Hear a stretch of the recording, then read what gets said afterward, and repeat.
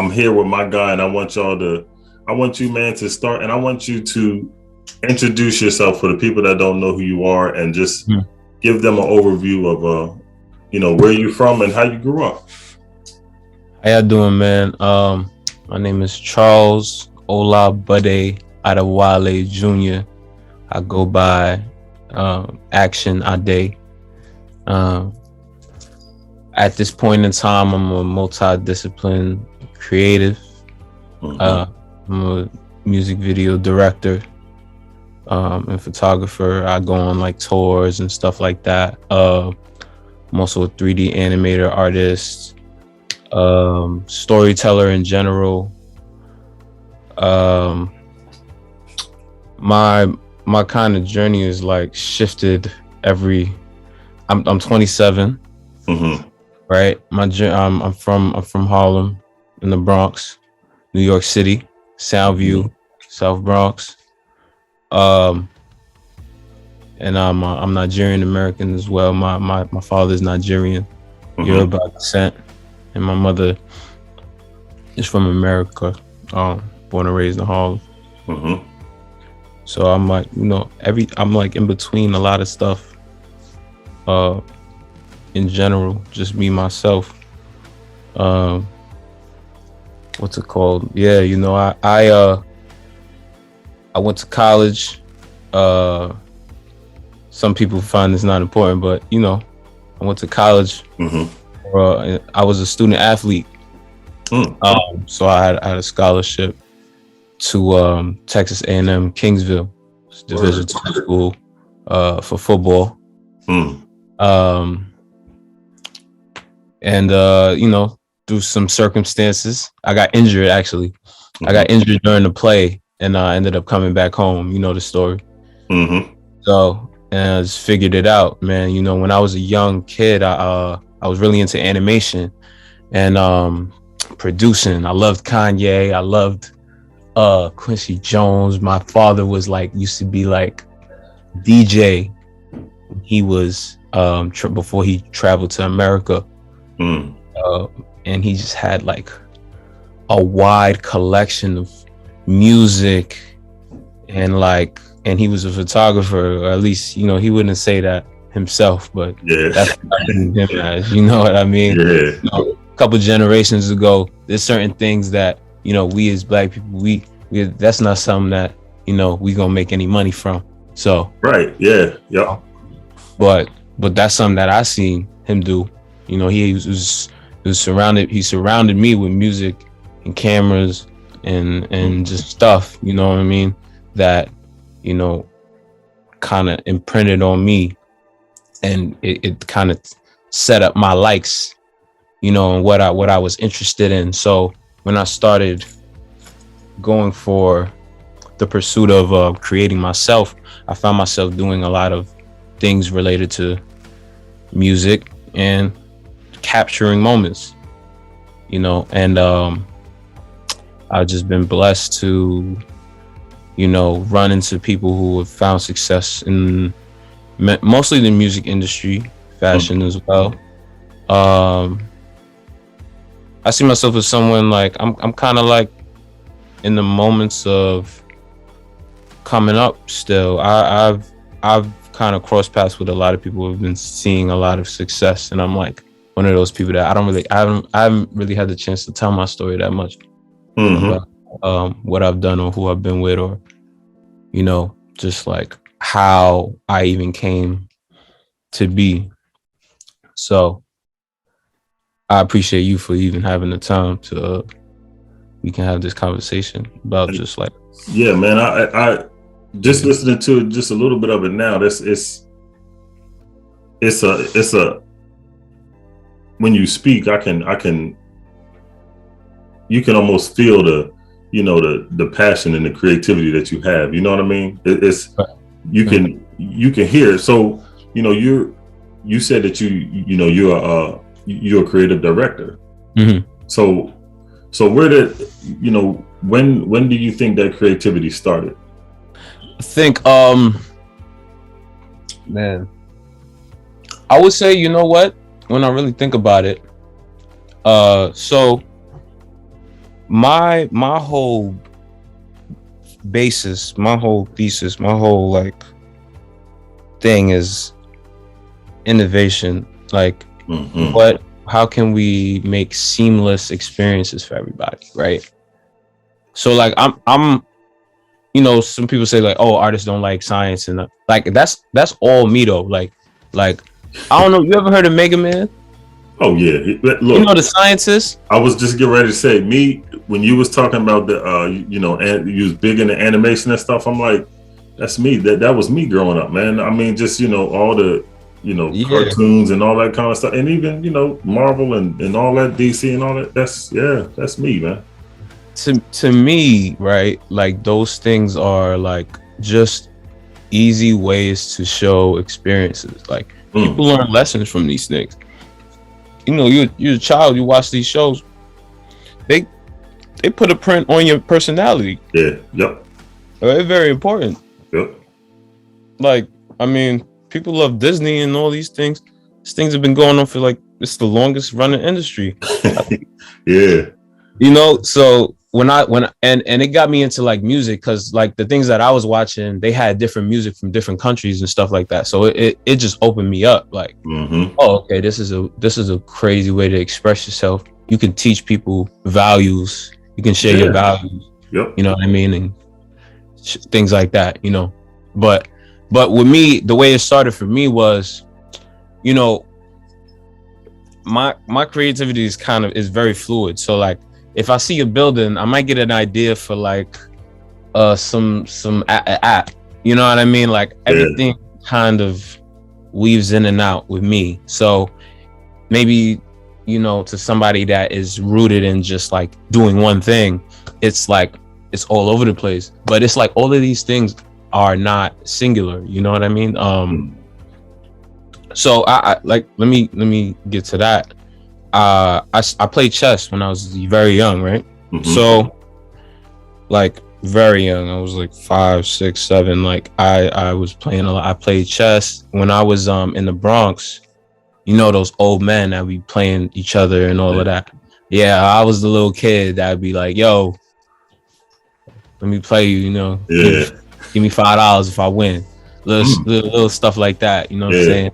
And you know, so I lived in a very the neighborhood that I'm from was very violent at that time. A lot going on. And my like when I was young, my dad really showed me a lot of different cultures and what was going on. So I had like a little bit of understanding, like there's more to where you're at right now. Like it's not just where you at. So I kept that in mind. So I would leave my neighborhood. I would travel at a young age. Like I would travel. I had the opportunity to go to London when I was like 10 years old. Wow. For the summer. I had the opportunity to go to Nigeria also. So that opened your mind up to a lot of different things. A lot of things at a young age, and like I was into so many different things that you would think clashed. Like I liked rock, but I like rap. I like old school rap. Yep. I played chess. I used to, yo, my sister would tell you, when I was like 6 or 7 years old, I would go to the Yu-Gi-Oh cards and all of that. The Yu-Gi-Oh card games, like the Yep. So what I would do, right, is there was a Toys R Us that we lived next to. So they had little tournaments. Yeah.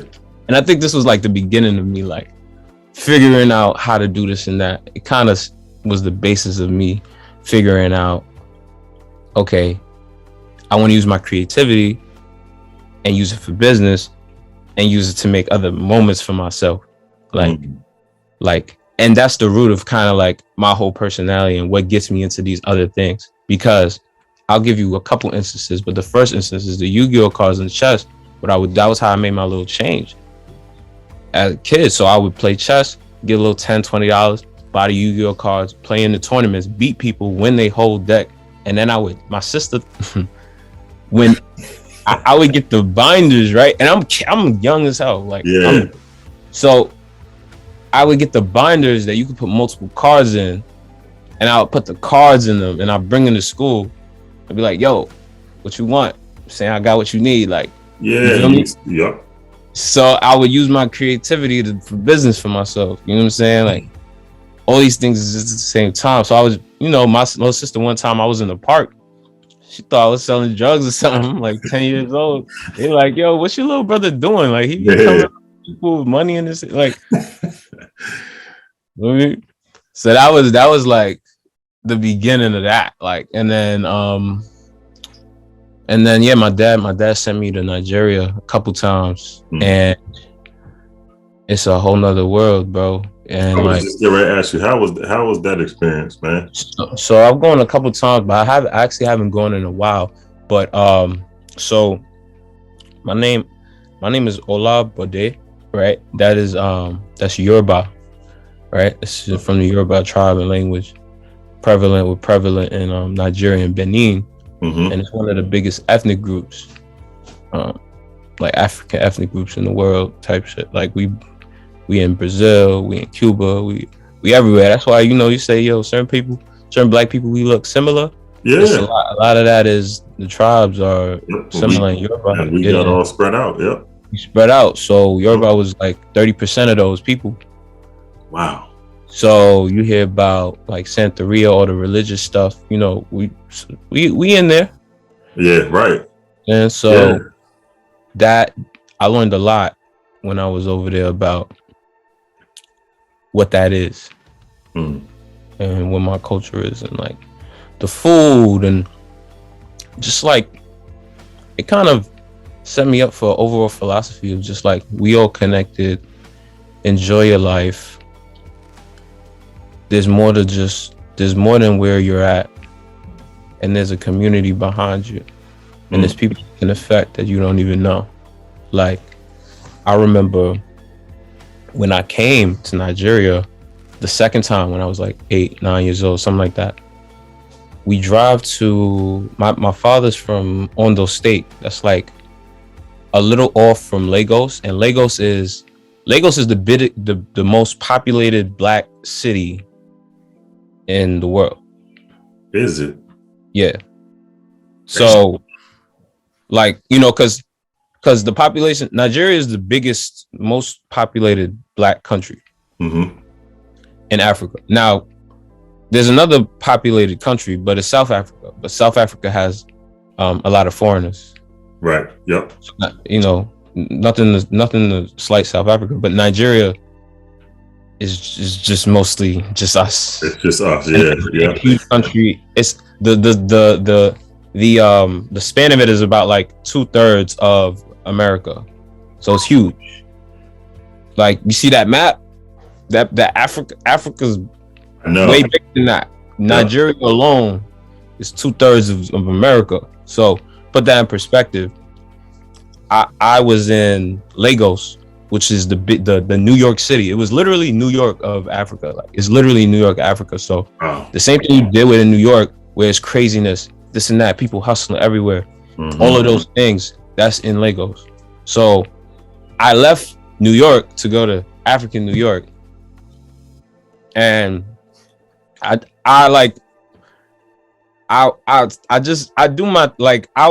be with my family, and then I would just go to the city and just and just feel the energy, man. Yeah, feel the energy, see what's going on, and for like 2 or 3 hours, and no one would know. Like, so that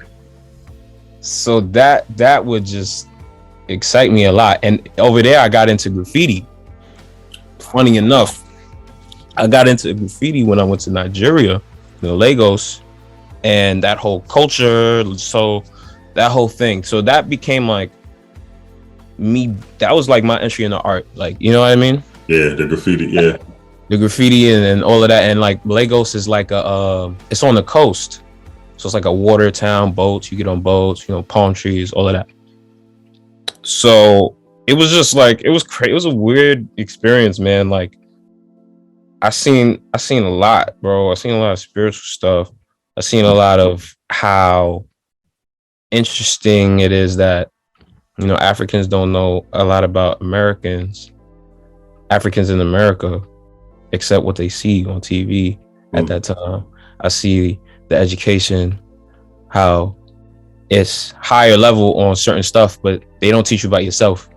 In Africa, they don't teach you about yourself because Europe runs education. Yeah. So it's funny you said that.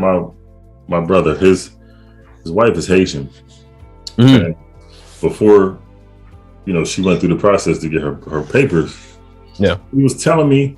He said, over here in America, when you get your papers, you got to go through like a big auditorium and everything, and they show you videos and stuff like that. And he said she told him that they showed a video of America, you know what I mean, and how America is and everything like that. And then she said it got to a part in the video where it talks about the people you should stay away from. And then they pop up with a video and it's Black people. They said they the criminals, they the murderers and all that. And I used to always wonder, I'm like, how come when our people come over, Africans and all that kind of stuff, and they come over, but they kind of look at you a little different. You know what I mean? But it's because of what they show. Yeah, it's because of it's the media and what they showing and what they telling you. Man, that's the craziest thing in the world to me. Crazy. They playing us, bro. It's crazy. It's crazy. They playing them too, because even like Nigeria, for example, there's mad churches, bro. There's churches everywhere, man. There's like so many things. There's so much other bad things that's going on. Like, it's like they focus on there's no focus on healing and self-repair. It's just celebration. Like and it's kind of like a pushing the responsibility a bit, like, and that's just due to like miseducation and like forcing it. Man, that itself is its own podcast. I know. See, and that's what. Yeah, it's funny. Yeah, me and my cousin had we just did a podcast on, the 12 tribes in the Bible.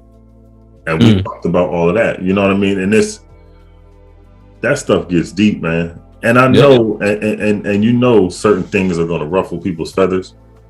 You know what I mean? But when you understand something, you read something the right way, none of that matters to you because you understand where the truth is at. You know what I'm saying? Yeah.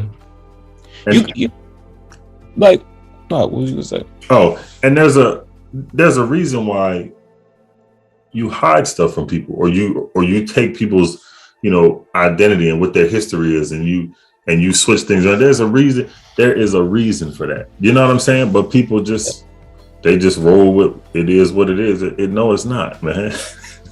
It's not. Even, you know what? I'm gonna talk about it more. Cause let me give you an example of the same thing you're talking about, right? Yep. And me, like, you gotta look at all these religious books as a form of education. Like, okay, this is what he's saying, this is what he's saying. They pretty much the same thing, but there's certain parts. Some people left this out, some people left that out. Yep. Take it. That's my bit on that part. Now, you see how you say turning people against each other and all of that? Yeah. That's example, right? Nigeria, actually, coincidentally, is a combination of multiple tribes and territories that actually was at war with each other, right? That speak totally different languages, had their own history of the reason why, like their own beefs, their own all of this. Europe, when they had their congregation of saying, we gonna have this, we gonna have that, they was trading in Africa for quite some time. They would create coups between countries, between places, or lands, and make them fight each other, and then take both of them over. So like divide and conquer, right? So Nigeria is a combination of about 4 different tribes that have nothing in common and have their own problems. Right? I'm gonna just go on that a little bit. So if anybody watches this and you Nigerian, don't be mad at me because I didn't talk about the whole Nigerian. Yeah. Right? Yeah. But it was a combination of multiple tribes that had problems with each other and was forced to be put in one country. And it's not just Nigeria; it's just the biggest place. It's pretty much like every other African country, right? So if they're doing that with African countries, then that was the first plan. What do you think they're gonna do with the rest of us? It's a common strategy. Mm-hmm. Now think about this. Us over here, and you put us in the hood, right? Because that's where you're gonna populate. Is where you can keep. It's levels to the stuff that they do in the government. So if you keep us at the bottom in the hood, all the houses are like this, stacked next to each other. You want apartments stacked on top of each other. So that's a whole big stress right there. You can't break away from nothing. Yeah. When you step outside, it's chaos outside. You got the police going by, you got fire trucks going by, ambulance going by. You losing your damn mind the whole time. And then now you in a state of depression because you can't get out of something. But now you see somebody who looks like you, you're not gonna kill yourself. Right. So in order for me to run away from myself, I'm gonna shoot you. I'm gonna kill you to get away from myself. That's a diabolical thing, man. And PTSD real. Yeah, and we don't understand it because again, that's just what it's been. You know what I mean? And we don't have no knowledge of nothing. We don't. I think now, the age of information is when we really need to make that step. And just because it exists doesn't mean that we'll all the way adhere to like looking it up and all of that too, because books existed and we had some time that we wasn't reading everything we needed to be up on. I actually a lot of so my company is called Hello Human, right? Okay. Like all of this that you're saying, about 4 years ago, I went into a deep dive into that, like the whole history of slavery, but from every part, like from the root, from Africa, what was going on then, what was going on between the tribes, how did this start? Because I have the perspective already, so I know to look there. I know where to look. I know what tribes to look at. I know to see, how did this happen? I know to see, okay, most of the black people are in Brazil right now, out of Africa. What's up with that? How did they get their revolt? How was the Portuguese treating them versus the British treating the Jamaicans versus the approach they took in America? They're all different. They would. America they use their ideas to, instead of just it being physical, they made it a generational problem. So you see how you just talked about the projects? The projects is the fabric of, the government saying, okay, y'all black people have enough money to get houses, but we're going to make suburbs. And it's not that y'all don't have the money to do it, but we're not going to let y'all get that. We're going to give that to our people and people that haven't been here as long as y'all, but there are people too, because they look like us. You'll give it to them. Not y'all. Y'all get the projects. Y'all get these houses. The new project, our project, apartments. Clustered together. It's good. It's cheap. Yeah. I could be there. So they get us in New York City alone, they get us in one place and create chaos. And then, we lose money. We don't have money. They don't allow men into the projects. They don't allow this and that. They just little this and that. Like, but it's a game. It's a game. You can't allow yourself, on average, you would be put in a position that you don't know what's going on. You don't know what's happening. But like the more information is out there, you can formulate the ability to break out of that and kind of like help everyone else, because there's different circumstances in each place, but like we gotta power through it, man. I don't know, like there's no other result other than like us seeing what we can do about it. And that's true, because us growing up and our parents and their parents and their and their parents before, they didn't have access to things that we have now. You know what I mean? So I'm not gonna lie, when I was in school, I'm 37 years old. When I was in school and stuff like that, I couldn't stand reading. You know what I mean? That just wasn't an interest of mine. But it's something, once I got out of school, once I got out of high school, that's all I do now. You know what I mean? It just it opens your mind up to the imagination that it can give you. And just like we was just talking about the project, you're stuck in this space, but what we were talking about earlier, that creative mind, I mean, I believe it starts there. You know what I mean? In that, in such of that turmoil, because you're in all of this mess, and it's like there has to be something outside of here. Yeah, you know what I mean. So when you had traveled to London and you had traveled to, Nigeria and stuff like that, your creativity was like, it's a whole nother world out here, man. It's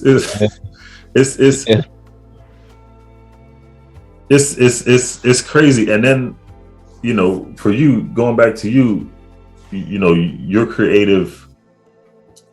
your creative ideas and your creative talent, like you were talking about earlier, it opened doors for you in the music business to work with. You work with Meek Mills, Post Malone, and some others, right? Can you talk about that? Yeah. So, okay, I'm trying to think. What part of the story do I tell? Yeah. From the beginning? Or is it, because even the beginning, okay, all right. So I'm gonna just give you a little brief on like kind of how it even started for these moments to happen, right? So like, as I said, I wanted to be an animator as a child. I wanted to be what I want to do now. I didn't know what it was exactly, but I wanted to do that the whole time. Like, even more so, just like creating solutions, creating experiences. So one of the experiences I want to make is a TV show, animated show.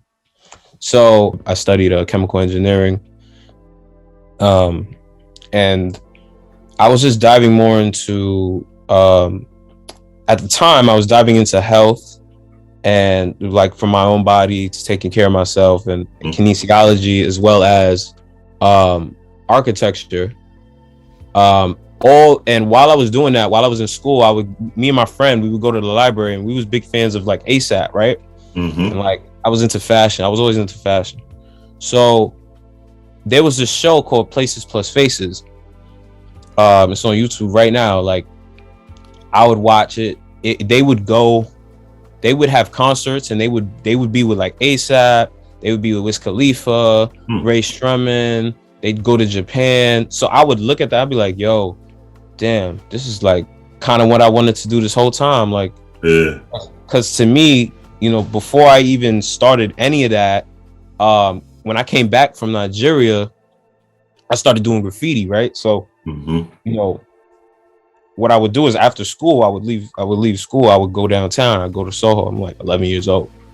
I had these friends that they skated. So they would comment buildings and doing all this crazy stuff, right? So I'm just like the young guy.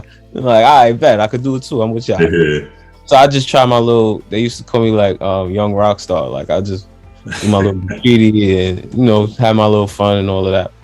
And I was a big fan of Kanye West. I wanted to make beats.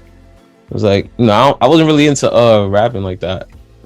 Exactly. But I was into music. I wanted to make beats. I wanted to do this and that. So I was just getting myself into all of those things, and I ended up some things happened. We ended up moving. And, you know, I kind of lost everything. Like, we got evicted, and my laptop, my computers, everything like was gone. And I'm like, I'm in 8th grade. So just this 8th grade, 7th grade, just before that, I was playing chess this whole time, right? So I had the opportunity to play in the chess nationals. And so so shit. I mean, yeah, I could talk my shit about that, but I went crazy. Like I was doing my thing. Like, yeah. So people knew me as like, all right, this guy, he does everything. Like, you know, he did the Yu-Gi-Oh cards, he did the chess. Now he went away. Like, he went to Nigeria. It's just like, all right, like to me, I could do whatever I want. Like anything, whatever I think of, I can do. So I ended up going to Catholic school, and that kind of gave me my base of discipline. Right, because you know, during the middle school time, before we faced like difficulty with the family, and like I lost a lot of the things that kind of initially inspired me. You know, it was all good. You know, I was traveling, my dad would send me away, but between that high school period of time was a lot of like none of that. You know what I mean? It was a whole different reality for me. But because of the experiences I had young, it kind of didn't allow me to make certain decisions. It didn't allow me to hang out. A lot of the people that I was friends with, you know, I still live where I live, so they all are dead or in jail. A lot of them died when I was in high school, though. So a lot of my best friends, close friends, all of that, like there was a whole wars going on in my neighborhood. So it wasn't no normal thing. Like these kids, we 13 years old, people turning blood, people getting stabbed. Everybody's like my reality, to the point that when I moved and I was 16, 17, I actually realized that was not normal, like at all. Like I've seen a lot of that. And it was like, those kind of things will make you be that way. Yeah. But I like made it a mission to like not, like I wanted to go to college. I wanted to be an athlete. I seen like me being an athlete as the way. Yes. So me being an artist was not the, like, I don't got time for that. But athlete, I'll do that. And then maybe I'll make some money, be a tattoo artist or something. I don't know, something cool. Yeah. You know, but I was NFL. And, you know, I was doing, I didn't have a lot of time. Like I played football for 2 years. My senior year in high school, I make it to 45th best player in New York City. At the time, MSG Varsity like names me, lists me up as like one of the best athletes in New York. And like with that, I try to use it to get myself a scholarship, but I only played football for like a year. So I wasn't getting too many full offers. And I had family in Texas, and they was doing well. It was like a Fresh Prince situation. Like, you know, come over to New York, come over to Texas, man. We got you. Put you on, you know, because they lived well. Their father was, my uncle was a doctor, and like his kids was all going to school and all of that. So my dad was like, you know, maybe you should go over there, see what's going on, you know, get. Because my biggest thing was I understood, I don't know this, I don't know that. Let me place myself in an environment that will allow me to cultivate these new skills. I know that I don't know. I know that I need to be over there. I know that, you know, maybe the experiences I have, what I want is not enough. I need to experience some other stuff. I knew that. So I didn't allow myself to get wrapped up in where I was. That's a blessing, man. Yeah, I just take it as a blessing, man, because I'm happy that I was able to at least have that perspective, because that perspective helped save my life. So, you know, because of that, fast forward, football is going well, college football is going well. A couple of my friends making it to the NFL. My school is like good for that. Like if you work hard, you might just get it. You might just get what you want. So I'm like second string.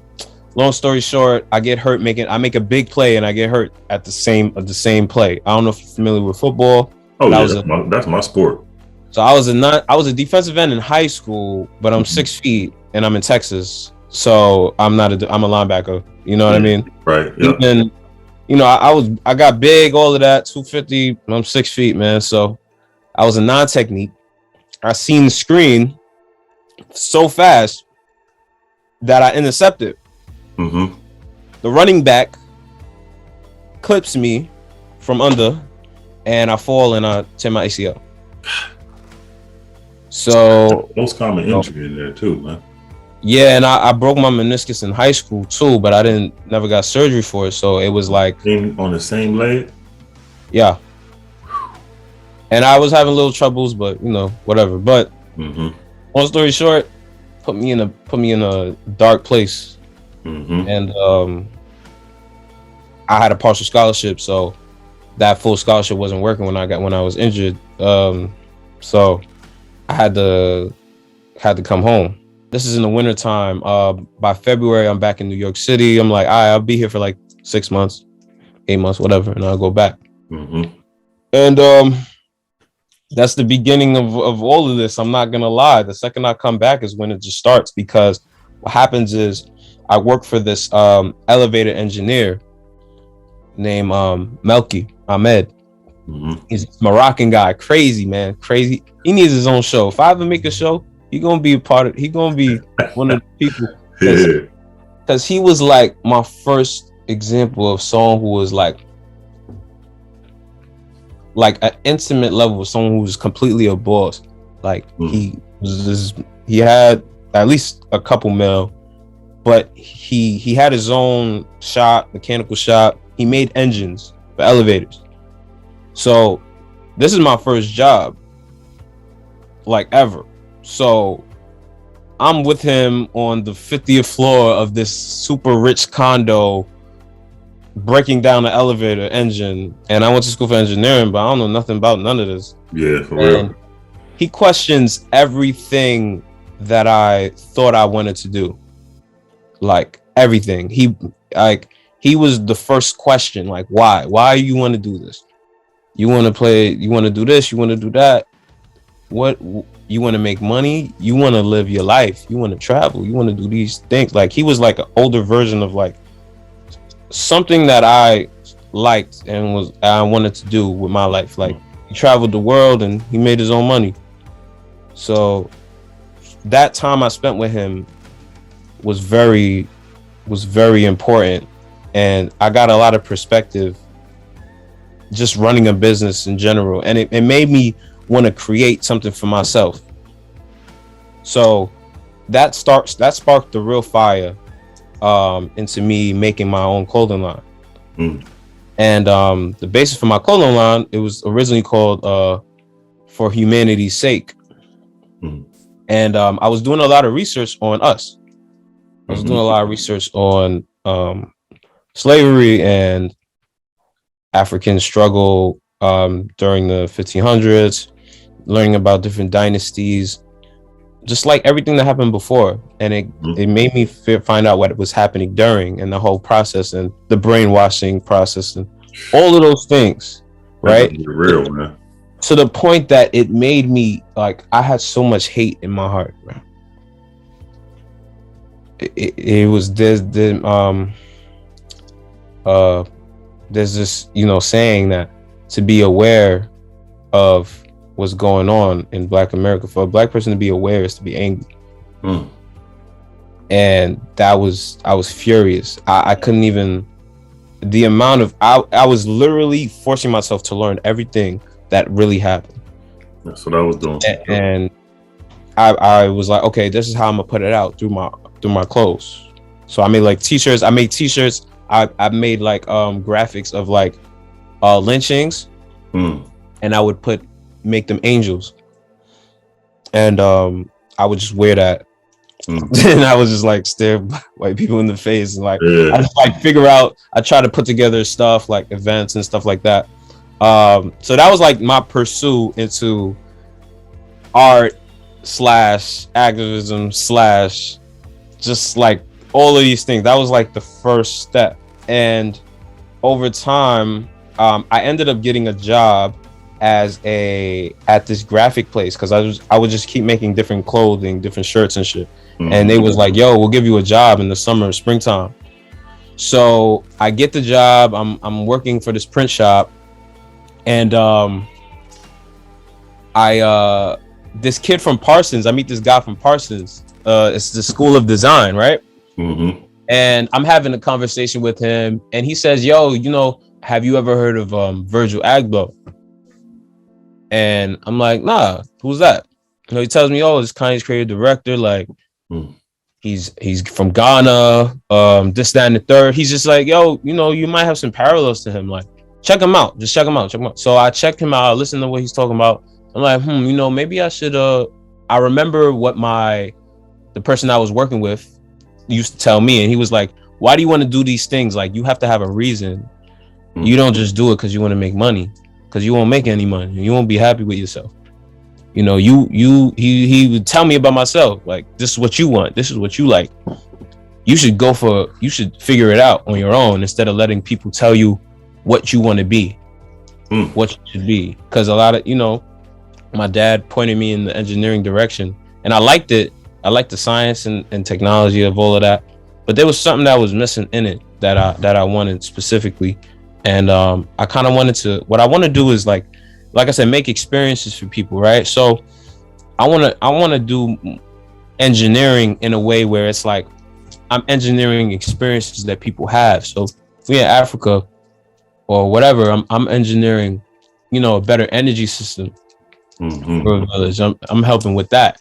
I'm helping with the environment. Maybe engineering a farming system that's more sustainable. You know, whatever. Like, there was this architect that I was really interested in. His first name is Adewale, same as me, but I forgot his last name. He made the National Black Museum in DC. Word. He designed that.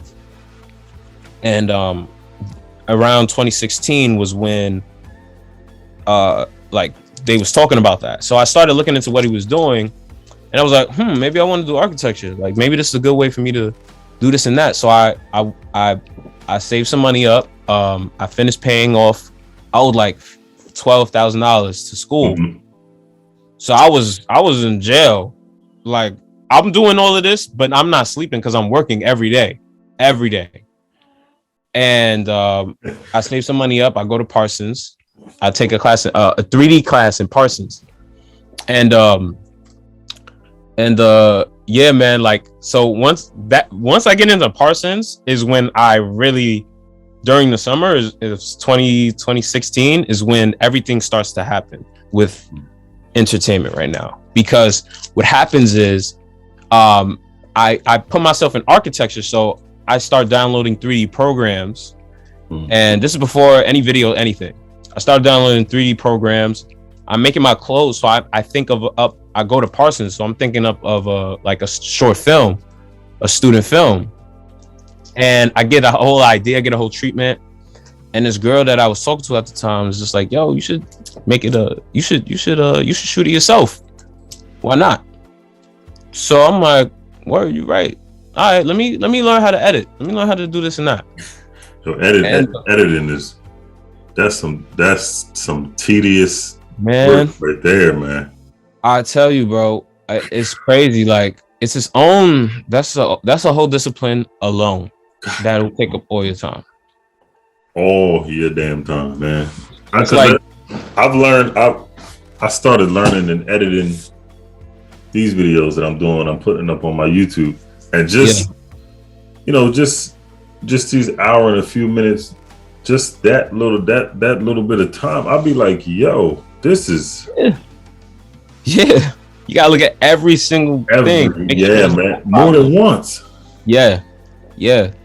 Like, even with a team, because I direct now, and I do, even as we speak, I've been in the process of putting out about 4 music videos this week. Mm-hmm. And I have a little bit of a team now, different editors and stuff like that. But, I edit. I'm the editor. I'm the director. I put it together. So it's crazy. and four this week. Yeah, 4 this week. Like 7 days. Right there. Days. That right there, already. Just what you just saying 4 this week. That mental that you have to put yourself, like that mental space that you got to put yourself in, just to even start that, man, is. Yeah, you got to just do it, man. Gotta just do it, and just be okay with crashing, but keep going though. Don't stop. No, that's what. Yep. Yeah. Yep. Sometimes when you get something in front of you, it's not what you're gonna do that's the problem. It's that you're looking at it for so long that you don't do anything. Yep. And then it passes and you're like, good thing I didn't do it. But no, it's you was hesitating for so long. You waited for the train to close and leave and everything. Now for you I heard when I was reading some of your bio, it was saying that you had it's been a few labels that reached out to you, man. Interscope and ROC Nation and all them to get some work done from you. Yeah, so I put myself in this. I forced it, man. Yep. Like, y'all don't hear about me somehow, and what started it was when I was in Parsons, I met this guy who did 3D stuff for a couple artists, but he was just figuring it out. But at this point, I knew how to use 3D programs and everything. So he sees me doing my thing. He's like, yo, and this is in my intro to architecture class. He's like, yo, I'm doing something for Famous Dex. You think you'd be interested in doing it? So I help out with the Japan video. I don't know if you heard of that one, but it was this track that came out. It got a couple mil now, but it's in like 2016. It was big, and like that was like my first official gig as a creative, a part of the film part. And when I seen that, I was like, this might be a good way for me to enter into entertainment and make my own show. So let me start doing more, being part of music videos. Like that's what started that. And I got a little clout on Twitter from that. So I was like, I bet I'm gonna try to link Playboy Cardi, and I tried to link Playboy Cardi and people from ASAP about 3D stuff in 2016. Yeah. I remember I went to one guy, I said, yo, this is what I do. He said, what can we do with 3D? I don't know. You know what year it is right now? And that's all it is right now. It's 3D. Hey, he didn't know, but at the time, that's just the attitude in general. It was like no one knows, like no one knew what that was. So what the main thing I was doing, people didn't understand it. And I took a fall back from like fashion and all of that to do the 3D stuff. But I realized, okay, let me add something else so that I can work with people and make money from it. So I put like, I'm a director in my bio on Twitter, made something for ASAP 12E. He reposted it and people started hitting me up. Yo, can you make my video for me? But I never did a video. So this is exactly how everything happened. My boy hits me up. This guy I know, he's Nigerian. He's like, yo, I see you Nigerian. I got this artist. He needs a video. I said, yo, I'll only charge you $300 if you let me use your camera. I don't have a camera. I never shot a video. So, but I'll figure it out. So we shoot a video. His name is Matt the Outlaw, my brother to this day. So I take like 2 months to do it. And the song is called Matt the Outlaw Import Export. It's out. It's still out now too. But like, that was like my first video ever. And people loved it. Like, I was doing edits that people never saw. They thought it was from ASAP group. Like, you know what I'm saying? And I already had like connection with Dex and then 12E. It's 12E. So it was kind of like, oh, like, is he part of that? So people would hit me up and I would that was kind of like how I would get people to know who I was. Right. but I didn't shoot a lot of videos for anybody. Like I only did it for a couple people, and then fast forward, a year and a half later, 2018, middle of 2018, summertime, I started doing some more stuff for some other people. I step away from doing 3D as much, and I build my company Hello Human into kind of like Mega Man, like that. I start formulating my plan of what I really want to do, but in the meantime, I'm a videographer. I'm making videos for people, doing little stuff. I start taking pictures again. Just these were skills I had as a child, but I never tapped into them.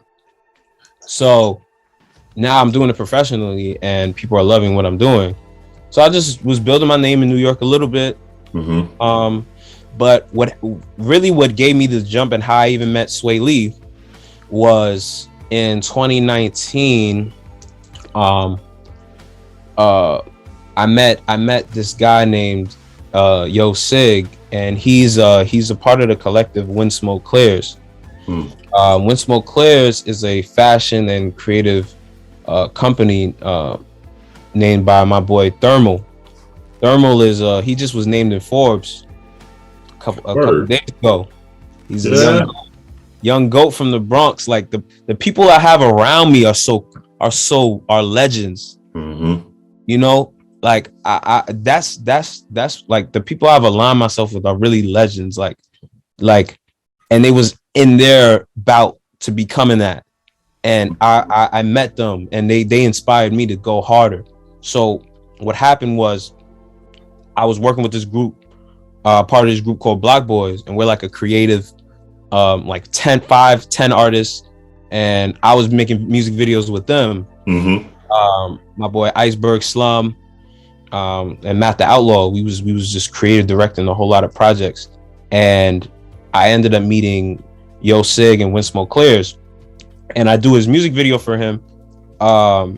And they moved to Atlanta in 2019. So I was working while all this was going on, I'm working a whole nother job right now. I still have never gone full time creative. I'm working at this like food company, and it's taking up all my hours, and I get fired in June. Damn. June 2019.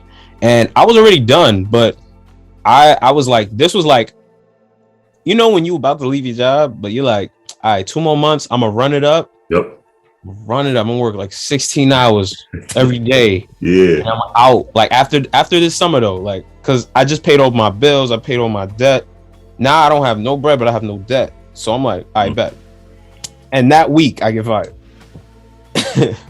So I'm like, I took I sacrificed like 2 years, two and a half years of my life just to pay off college loans. Yep. And I'm fired, so I gotta figure that out again.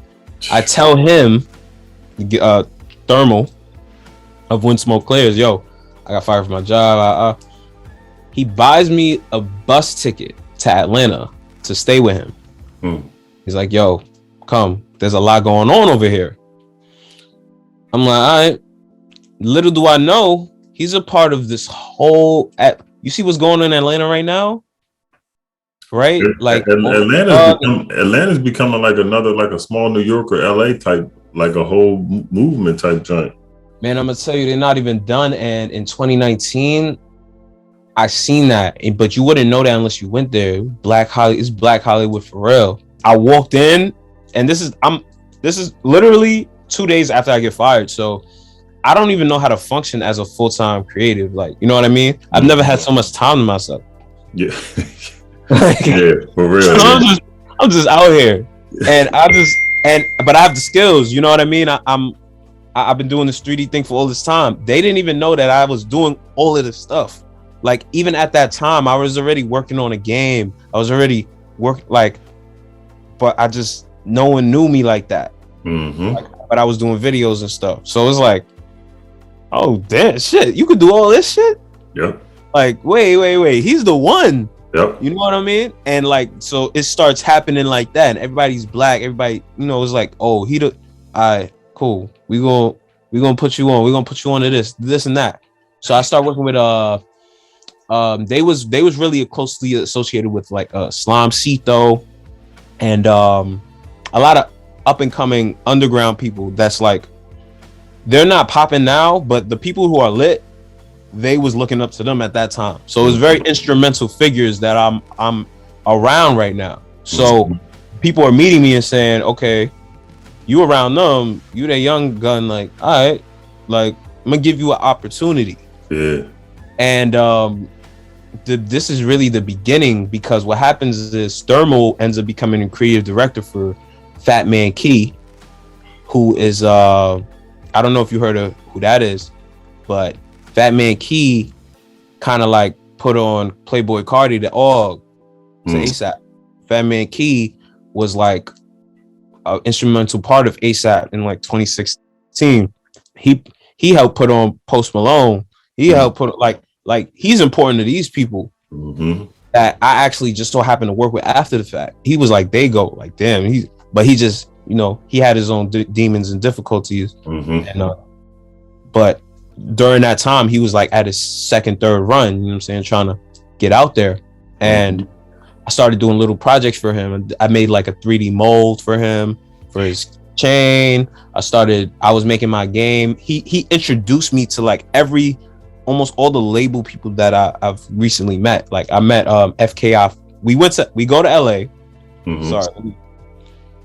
When Smoke Clears is a fashion brand. Right. Owner of When Smoke Clears is Thermal, who is the creative director for Fat Man Key. When Smoke Clears has a pop-up in LA in 2019, and they got everybody going there. They get the Claremont twins pull up. One of them was locked up. The Claremont twin come up. Every underground rapper that's in LA, every producer, Trap Money Benny, Mike Zombie, who did all the Lil Wayne stuff, FKI First, who did like White Iverson, Post Malone, and Key was like, he was working with Pink Dolphin. He was working with a whole bunch of companies that was like already lit. So I just kind of came in, and everybody's just meeting me. And we would be in the studio, and he'd be like, "Yo, look at what he doing. Yo, show him Ade, show him this, that, and the third." And I just show him, and like, "Yo, he the future. You do 3D. What nigga you know who doing 3D? All this other stuff. Feel me?" And you know, that was my initial entry into kind of like meeting all of these people, which later would come to fruition. So that passes. I end up coming back home to New York after that summer, and I'm just working on my own personal art. I kind of he gives me words of advice, and I kind of adhere to it, and I just start. I get an art studio in New York with this group called Worldwide Staffing. It was me and my partner Justin Marino, who he makes like couches for Babe, and he does like crazy stuff. Like he's a legend in his own right in the photography and design world. And he's been like behind the scenes of like Supreme and Babe and just like a lot of indie brands for the past couple of years. And me and him got our studio together in 2019 late after the Key situation. So I start diving deeper into augmented reality projects and 3D stuff, and a couple like film, music videos, and just diving deeper into my art and my philosophy of what I want to do. And it kind of, all these things kind of come together when I reach out to a couple different management labels, and Swae Lee's day-to-day manager contacts me in December. Now, man, I needed that one. Like, I needed it because during that time, we had a studio, and I was like the only one making the money. And I was doing like delivery jobs, walking. I was doing Uber walking. It's like 20 degrees outside. I'm trying to get gigs, and it's not working out. people don't have the money, or I just things keep happening that like it's like, damn, like I might just have to get, you know, cut this short, you know, for a little while. It would never get to the point where it's like, yo, I can't do this no more. But it was like, all right, I need to like get a little job, do this part-time or something. I don't know, figure it out. And Swae Lee's day-to-day hits me up and was like, yo, I love what you do, like everything, all the creative stuff. I heard about you because when you was in Atlanta, Key works with Mike Will. Mike Will signed Ray Shrum. So, and then he asked around about me a little bit, I guess, and you know, some people had some good words to say, and you know, he was just interested in me and what I had going on. So they go to Dubai right when like he hits me up, and he's like, yo, when we come back, we're gonna fly you to LA. So this is late December. Literally while he's on the phone with me telling me all of this, I'm walking doing delivery. Like, I'm like, okay, sounds good. But you know, I'm just working towards everything else right now. So I'm hustling for the rest of the month. I'm like, in my head, I'm like, all right, you know, even if they don't do that, I'll just go to LA myself. So what happens is, you know, my brother Swae, rest in peace to his father, but he has an accident there's an incident occurs with his family where he loses his father. I don't want to go too deep into that. If anyone who's interested in that, you know, they can look that up. But it was a very tragic situation, and this is before I meet him. So to me, I'm like, yo, damn, like that. I don't know if that's ruined, like in my head, you know, because I'm like, yo, like, all right, they were interested in me and all of that, but like he just went through a whole time. Like, it was like a once in a lifetime kind of opportunity where I'm like, oh, I can meet Swae Lee, I can meet, but then it's like this situation, I don't know if everything changes. So I just keep hustling. This is 2020 now, January. I'm saving my money to go to LA to meet them still. I do like, man, that was the craziest time for me because I'm like, all the jobs that I didn't get in December all pile up into like 2 weeks. Like, so like I'm hitting up people like, yeah, it costs $600 do this video, $500 do this video, $300 do this video, whatever. And they all hit me up by January. So I shoot on this, like during the month of December, all I did was delivery to the point that my sneakers was messed up, all of that. I'm not on a bike.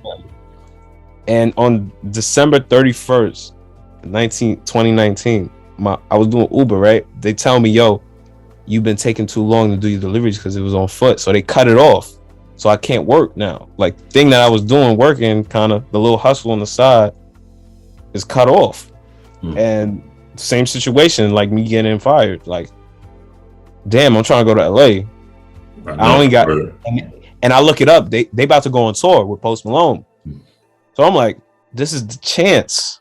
Like, I can't waste it. So I hit up every connect I know. I start doing Instagram filters for people, and like I'm just figuring it out, bro. I'm just, whatever I could do, every skill I have, I just figure it out. And I make, long story short, I shoot like 10 videos in 2 weeks and have just enough to get to LA.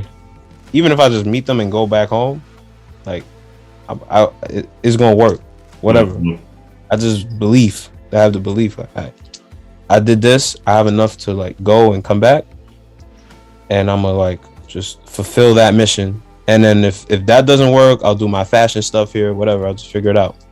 And I meet Swae. The second I meet him in the studio, his security guard's from New York, so there's already that little connection. Biggs, he used to be like 50 Cent bodyguard, Cardi B, like he's big security guard, and we just start talking.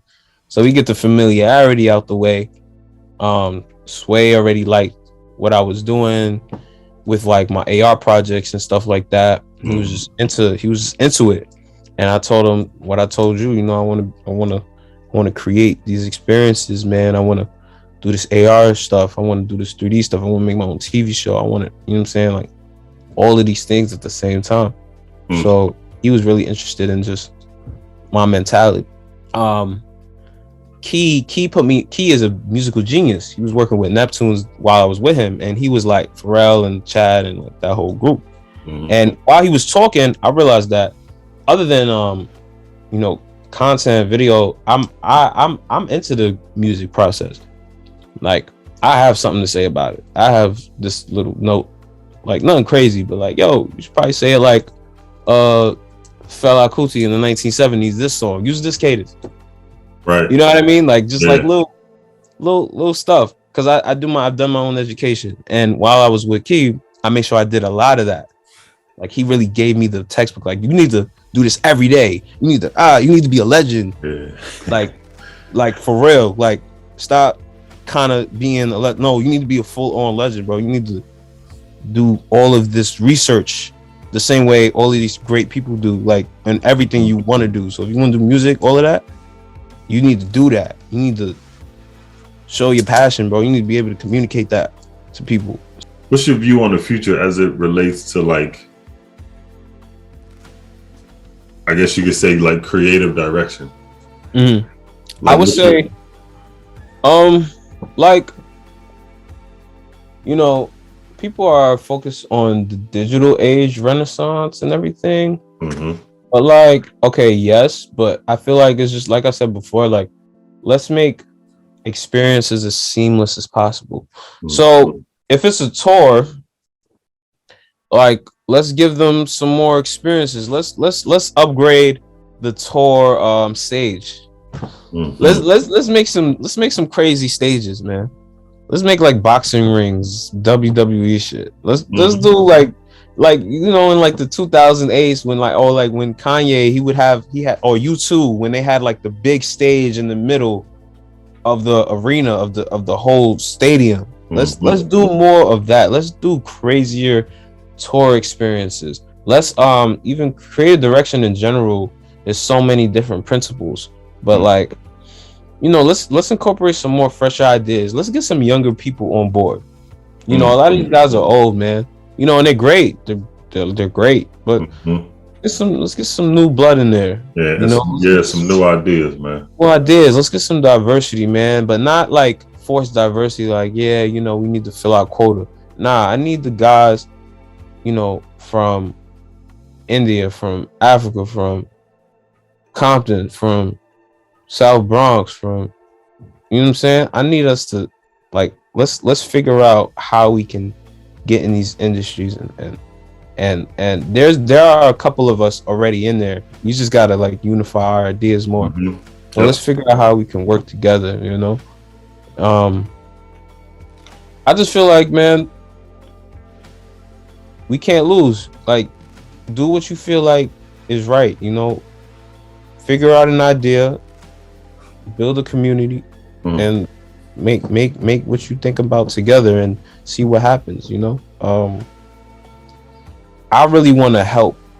As far as me, I really want to help produce like these next pieces that people are making. Like, I want to help produce animations. I want to help produce films. I want to help produce you know, applications, new apps, new technologies. I want to be a part of that process. I want to help people with their new ideas and help get it made for real and not just thought about.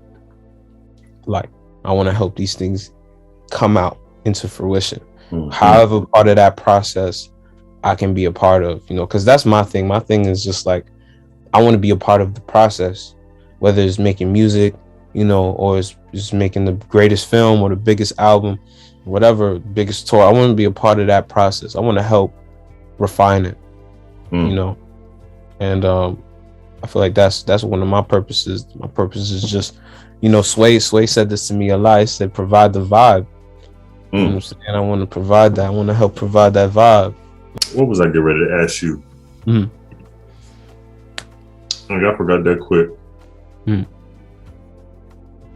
Oh, the you know, you was talking about your fashion and stuff. Where do you? It's kind of the same question, but where do you see what's your view on the future for fashion and technology?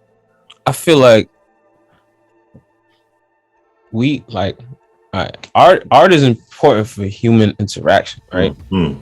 So like, if I say, yo, I'm a creative director and I'm gonna be the biggest innovator of art, fashion, technology, you could hear that and say, okay, that might be all over the place, but like all of these genres are like all a part of the same kind of energy, right? And that's a look into how my mind works. But in general, these next generations we have is gonna be a whole bunch of, it's like how like in a science fiction movie or something, like the child that's just born, like they just know what's going on. But that's gonna be the next generation of creatives, man, where it's just like Mike Tyson meets Steve Jobs, meets Shakespeare. And it's just like, so these things are just important. Like they help people get through their daily lives, you know, and people will be skilled in all of these things at the same time in a really strong way, and they don't have to fight for the education. So like with me, I feel like fashion and technology are both the same, because what you put on yourself, you know, it creates the appearance of like how you want to be and things like that. And with me, it's a reflection of you. It's a reflection of you. Like it's just another instrument of, you know, your own expression and your own ideas and things like that. So like, you know, people are becoming less uniform in their ideas, so the fashion becomes less uniform. Like I want to help create I want to be a part of helping create the new uniforms, where it's like the new looks, you know, the new things that help people think about their own ideas. Like you put on some Hello Human, you put on something where it's like the silhouette is not normal. You walk and you look like you're not even a human.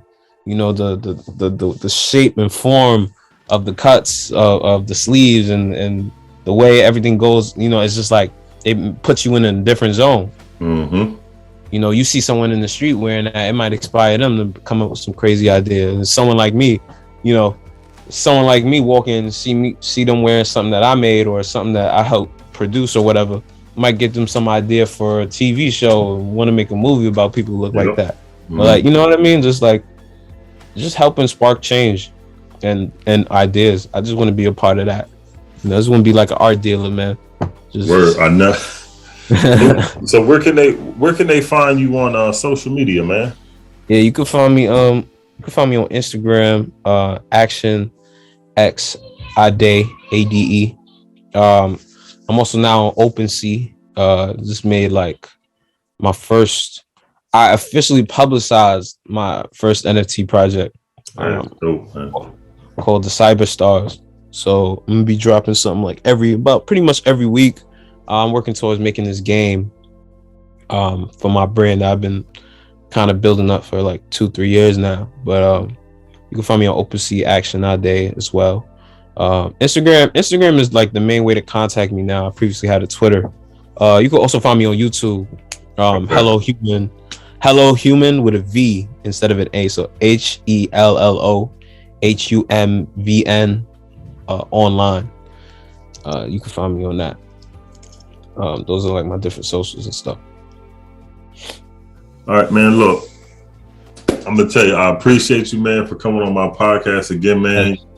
I'm telling you, your creative mind is like, it's inspired me to keep on going. I started this podcast a year ago, like literally this time last year I started it, and when I started, I didn't know exactly what I wanted to do with it, but I knew I wanted to highlight us. You know what I mean? And that's why I call it Deep Conversations, because, you know, we all have, and I'm not excluding nobody else, you know what I mean? But for me, to highlight us is something that doesn't happen. And I just wanted to, you know, have people on like yourself to show your ideas and your creativity and the things that that you got going on, because you are gonna win. You winning now. You know what I mean? So, you know, you keep that drive and that passion, man. And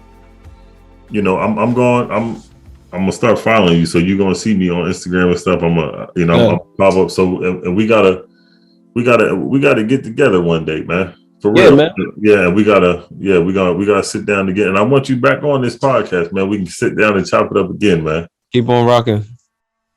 You're on YouTube, baby.